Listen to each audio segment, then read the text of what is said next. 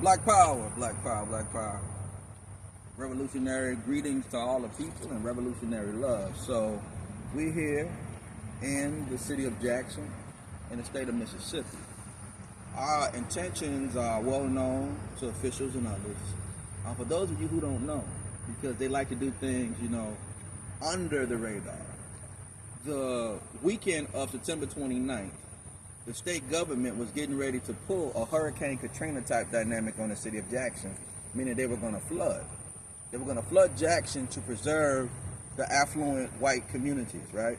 So they basically set their sights on flooding Jackson and also the poor whites who were in Ridgeland, right? So when that information came, I basically immediately went into action and reviewed the information and also was en route. Then they did something smarter.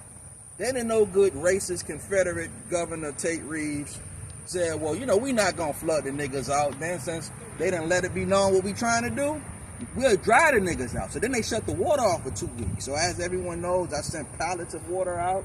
I'm talking about tons and tons of water, thousands of gallons of water. Food, of course, we got food programs active here throughout the week.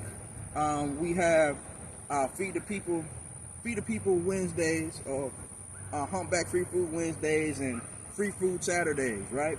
And on the way in this city to be fully operational 7 days a week with the programs. And we feed, no cap, no jokes, no fiction.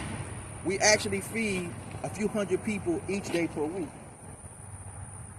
Each day per week we feed a few hundred people. Next thing Tire blow. is that besides that, we were able to provide water for many people. So next thing. So what we did is we organized an actual human rights action, because many don't know that according to international law, water is a human right. Electricity, energy is a human right. Housing is a human right. And I don't mean no little punk ranking thing. I ain't got Section 8. Oh, we're going to go to HUD. I don't mean none of that foolishness. When I say housing is a human right, I'm talking about according to international law, and especially the Universal Declaration of Human Rights, Article 51, Article 25, Section 1, and also Article 3. It specifically talks about our right to life. And in that right to life, adequate food, adequate housing, and it goes on and goes on and goes on. So what does all that even mean?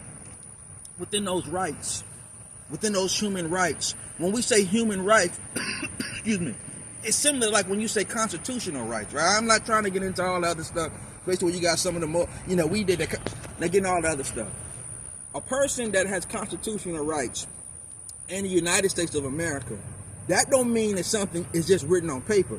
That means that if you are born within the United States of America, a right is something connected to your either certificate of live birth or your birth certificate. I don't care. No, you're talking about the stock market and the sovereignty and the security. I'm not talking about that garbage right now. I'm talking about what that means. It's connected to your birth certificate or your certificate of live birth. That means that it's yours. Nobody can infringe on it, give it to you, or take it away from you. When you say a human right, that's bigger than that.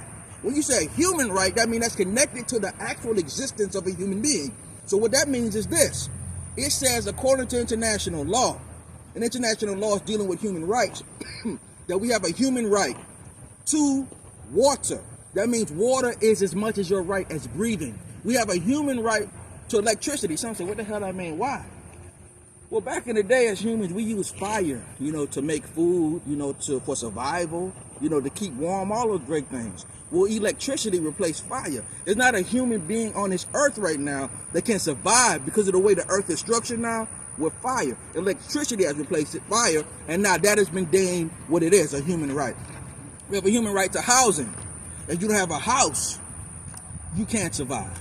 So in essence, these are human rights, not choices, not bills, not a bill to pay, not a business, but a right. When it's a right, it's the duty of every nation state to provide that right to its people. And when they don't provide that right, it is a crime against humanity. It is a crime against their humanity. It is a human rights violation, including poverty is a crime against humanity. So our efforts are to compel and to demand and to put action in to the people's rights. So that's what we're here for. We have some petitions that we have in order.